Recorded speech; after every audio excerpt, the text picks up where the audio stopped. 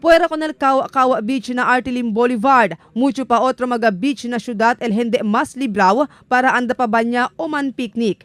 Asugun con el City Health Officer Dr. Rodel Agbulos, contaminado de fecal coliform el Kawa Beach Resort, el Caragasan y otro pa mga beach na syudad. Basta sigun este na report kaya sumite na su oficina el Department of Environment and Natural Resources.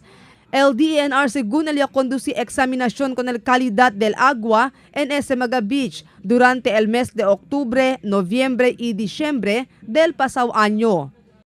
That there are several beaches in the city of Zamboanga that are actually contaminated and polluted, and we don't want the public to really patronize or go to these beaches, no? Like one of the most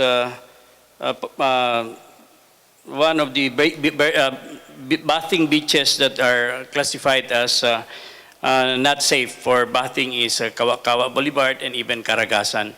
Talli lang según 100 para 300 el normal level del fecal coliform na agua. Pero na kaso del Kawa Beach, ya alcanza na total de 3,300 el fecal coliform level. Y na Caragasan Beach, ya alcanza na 1,300 el fecal coliform level. Indikasyon según este kay bien peligroso ya para na salud del un persona si ay continua pa ba niya en ese magamara. Desde antes pa según pirmia sila ta adverti na publiko para no masya andaman picnic na mar de Kawa-Kawa, pero a medyante con este, mucho pa syempre el ta insisti anda ba niya na mencionaw lugar. Pero el otro mga beach na syudad bien menos pa según el fecal coliform level.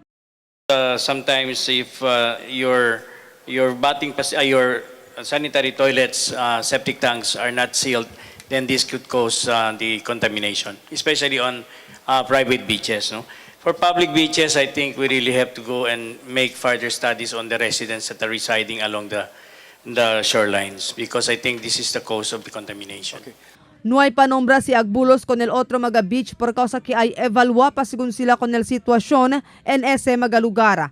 Ay asa también según sila cuantos mga rekomendasyon na gobyerno lokal sobre con el operasyon de este mga beach.